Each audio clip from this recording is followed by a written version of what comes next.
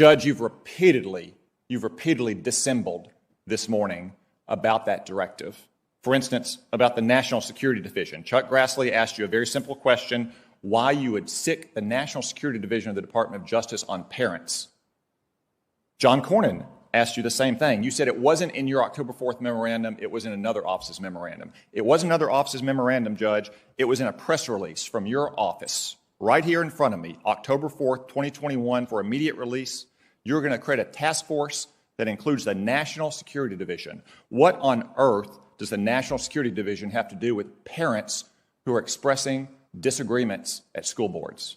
Nothing in this memorandum or any memorandum is about parents expressing disagreements with their school boards. The memorandum makes clear that parents are entitled and protected by the First Amendment to have vigorous debates.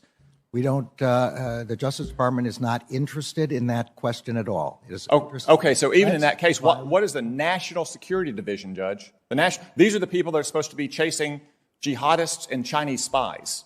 What does the National Security Division have to do with parents at school boards? This is not, again, about parents at school boards. This is about threats of violence. Okay, let me turn to that because you've said that phrase repeatedly throughout the morning. Threats or violence and threats of violence. Violence and threats of violence. Yeah. We've heard it a dozen times this morning. As Senator Lee pointed out, the very first line in your October 4th memorandum refers to harassment and intimidation.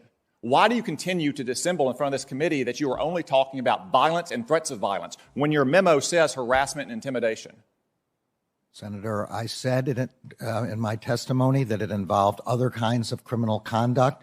And I explained to Senator Lee that the statutory definitions of those terms and the constitutional definitions of those terms involve threats of violence. Okay, let's look at one of those statutes you cited, Section 223. Yeah. That statute covers the use of not just telephones but telecommunications devices to annoy someone.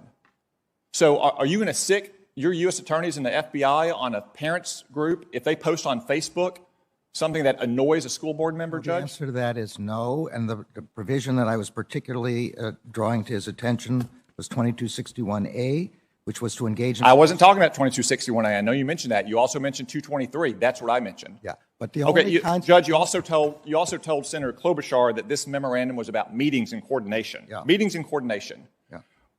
Well, I have in my hand right here that I'll submit to the record a letter from one of your U.S. attorneys to all of the county attorneys, to the attorney general, to all sheriffs, to the school board association of his state, in which he talks about federal investigation and prosecution. It's not about meetings, it's not about coordination, it's about federal investigation and prosecution. Did you direct your U.S. attorneys to issue such a letter? I did not. I have not seen that letter. It's got 3 pages. It's got 3 pages of spreadsheet about all the federal crimes that a parent could be charged with, to include the ones you cited. Did Maine Justice make this spreadsheet, Judge? I don't have any idea. My memorandum speaks specifically about setting up meetings, and I'll just read it again, convene meetings. Judge, we've all read your memorandum. We've also heard you dissemble about your memorandum. I have, and the record now shows, one of your U.S. attorneys sending out a letter about federal prosecution investigation and list in detail the federal statutes for which you could be prosecuted.